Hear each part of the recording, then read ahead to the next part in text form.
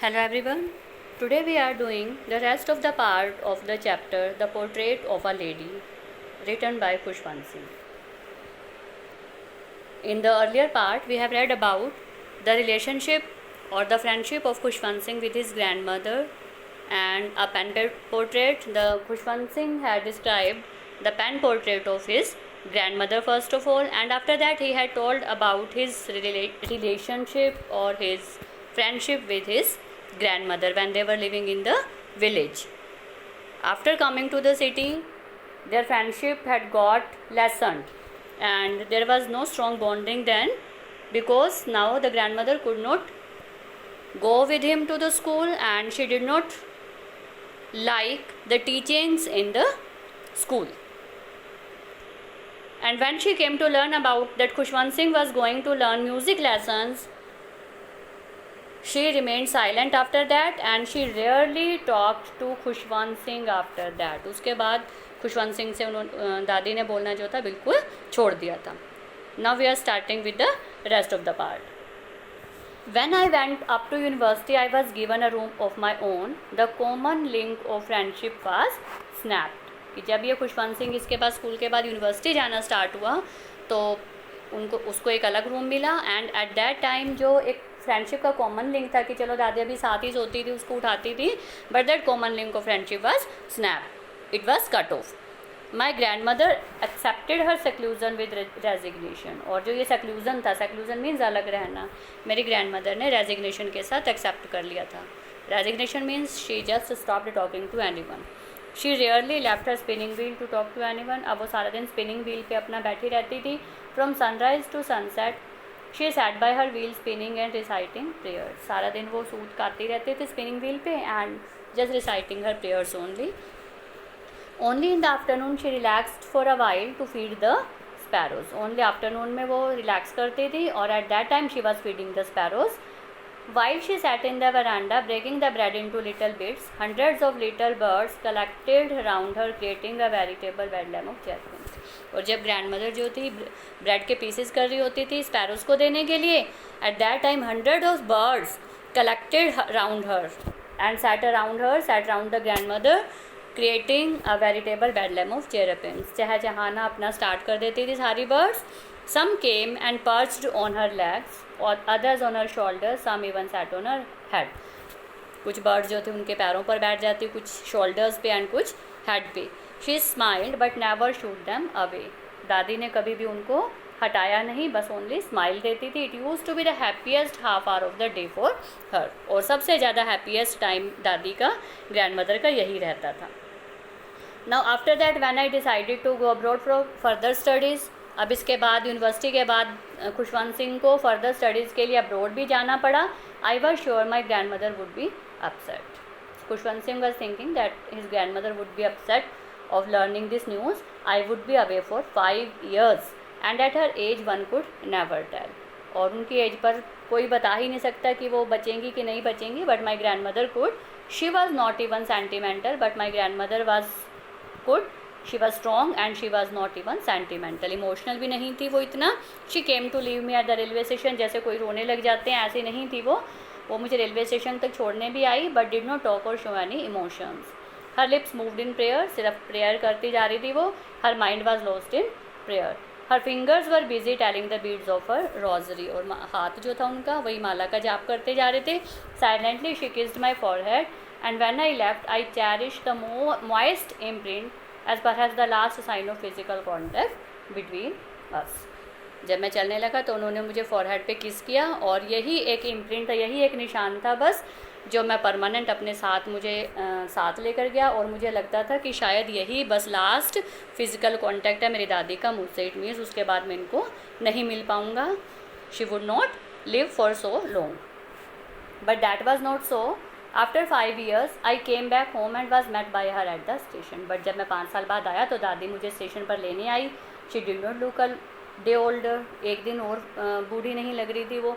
She still had no time for words. She was still not talking and while she clasped me in her arms I could hear her reciting her prayers. जब उन्होंने मुझे गले लगाया तो तब भी वो प्रेयर्स ही अपनी बोलती जा रही थी.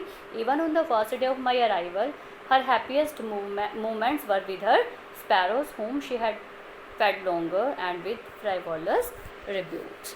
कि मैं 5 साल बाद आया हूँ, बट उस दिन भी दादी जो थी उनका हैप्पीएस्ट मोमेंट मेरे साथ नहीं था, उनका हैप्पीएस्ट मोमेंट किसके साथ था? बर्ड्स के साथ. उनको डांट डांट के वो खाना जो था खिलाती जा रही थी. In the evening a change came over her, she did not pray. और शाम को क्या हुआ, एक थोड़ा सा चेंज आया. दादी ने प्रेइंग जो थी अपनी छोड़ दी. She collected the women of the neighbourhood, got an old drum and started to sing. पड़ोस की लेडीज़ को इकट्ठा करके एक पुराना सा ढोलक उन्होंने मंगाया और उन्होंने गाना स्टार्ट किया. For several hours she thumped the sagging. और कई घंटे तक उसको ढोलक को बजाती रही वो. Sagging skins of the dilapidated drum. Dilapidated drum means ऊबड़ खाबड़ ड्रम, और सैगिंग स्किन्स मीन्स जो लूज़ हो चुकी स्किन थी उसकी ढोलक की, उसको वो काफ़ी घंटों तक बजाती रही. And सैंग of the home coming of warriors. और जो वॉरियर्स पहले युद्ध लड़के आते थे, वार करके आते थे और जीत के आते थे वार को, उनके गाने दादी ने जो थे गाए. We had to persuade her to stop to avoid overstraining. और हमने उनको बार बार कहा कि ओवर स्ट्रेस हो जाएगा, आप थक जाओगी. That was the first time since I had known her that she did not pray. और ये फर्स्ट टाइम था जब हमें पता था कि वो प्रे नहीं कर रही हैं, प्रे छोड़ दी है उन्होंने. The next morning she was taken ill. It was a mild fever and the doctor told us that it would go. Next day वो बीमार हो गई और थोड़ा सा ही फीवर था ये, और डॉक्टर ने कहा कि ये चला जाएगा. But my grandmother thought differently. But मेरी ग्रैंड मदर के व्यूज़ अलग थे. She told us that her end was near. She was going to end now, she was going to die now. She said that since only a few hours before the close of the last chapter of her life she had omitted to pray. She was not going to waste any more time talking to us. तो दादी कहती है कि अभी ये मैंने अपनी life के लास्ट चैप्टर में, लास्ट टाइम में मैंने प्रे करना छोड़ दिया था, तो अब मैं और बिल्कुल भी टाइम वेस्ट नहीं करूँगी तुमसे बात करने में. Now I would remain silent. We protested. हमने उनको प्रोटेस्ट किया. But she ignored our protest. But उन्होंने हमारी सारी बातें इग्नोर कर दी. She lay peacefully in bed praying and telling her beads. वो बेड में लेटी रही पीसफुली और अपनी माला का जाप करती रही, प्रे करती रही. Even before we could suspect, her lips stopped moving and the rosary fell from her lifeless fingers. और हम सस्पेक्ट भी नहीं कर पाए, हमें पता भी नहीं चला, दादी के लिप्स मूव करना बंद हो गए और उनके हाथों से जो माला थी वो रोजरी की वो गिर गई. It mean she had died. A peaceful pallor spread on her face and we knew that she was dead. एक बड़ी शांति सी, पैलर मीन्स येलोइश, तो उनके फेस पर छा गया बिल्कुल शांति वाला पीलापन, और हमें पता चल गया that she had died now. We lifted her off the bed and as is customary laid her on the ground and covered her with a red shroud.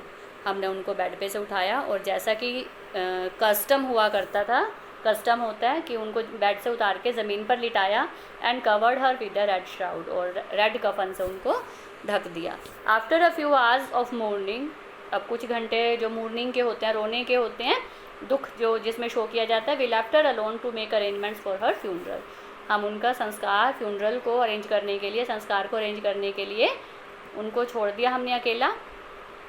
In the evening we went to her room with the crude stretcher to take her to be cremated. और शाम को हम उनके room में गए crude stretcher को लेकर. Crude stretcher means अर्थी को लेकर गए ताकि उनको अंतिम संस्कार के लिए लाया जा सके. The sun was setting and had lit her room and veranda with the blaze of golden light. और सनसेट उस टाइम हो रहा था और पूरा जो रूम था उनका और बरामदा जो था, बरामदा उसमें गोल्डन कलर की लाइट, सनलाइट जो थी आ रही थी.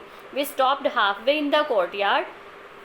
और हम आंगन में हाफ वे में ही रुक गए. All over the veranda and in her room right up to where she lay dead and stiff wrapped in the red shroud thousands of sparrows sat scattered on the floor. जहाँ पे वो लेटी हुई थी पूरा बरामदा में बाहर, और जहाँ पे वो लेटी हुई थी उनको लिटाया हुआ था, वहाँ तक thousands of sparrows sat scattered on the floor. फर्श पे पता नहीं कितनी ही स्पैरोज जो थी फर्श पे बैठी हुई थी. There was no chirping. और बिल्कुल भी वो चहचहा नहीं रही थी. No voice was coming from the birds. We felt sorry for the birds and my mother felt some breads for them. और हमें बड़ा दुख आया उन बर्ड्स के लिए और हम उनके लिए ब्रेड भी लेकर आए. मदर जो थी बर्ड्स के लिए ब्रेड लेके आई, ब्रेड के पीसेस.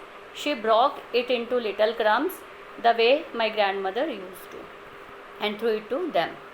और मेरी मदर ने छोटे छोटे पीसेस किए ब्रेड के, जैसे मेरी दादी करती थी, and threw it to them, और बर्ड्स को डाले. The sparrows took no notice of the bread. Sparrows ने बिल्कुल भी ब्रेड को नहीं देखा. When we carried my grandmother's corpse off, they flew away quietly. और जब हमने अपनी दादी के कॉप्स को, बॉडी को उठाया, वो बर्ड्स भी पीछे से चुपचाप उड़कर चली गई. दे फ्लू अवे क्वाइटली, वो बिल्कुल शांति से चुपचाप उड़कर चली गई. Next morning the sweeper swept the bread crumbs into the dustbin. वो सारी ब्रेड क्रम्स जो थे अगले दिन स्वीपर ने उठा के डस्टबिन में ही डाली. It means no even a single bird had not taken that breadcrumbs. So the chapter is complete here, and in the last paragraph the love of the birds also is showed here. The grandmother had given them the love, and that had been returned by these birds at her death only. Birds ने भी जो अपना love उनके लिए gratitude जो था show किया grandmother के लिए. It means that these birds even could feel that the grandmother is no more now. कि वो बिल्कुल साइलेंटली बैठी हैं, बिल्कुल भी आवाज़ नहीं कर रही हैं. And even they did not take even a single piece of bread. So it shows that they also had the feelings, and they also, the birds also had got sentiments. They know that their grandmother is no more now. The chapter is complete, and hope you have well understood this chapter. Thank you. Have a nice day.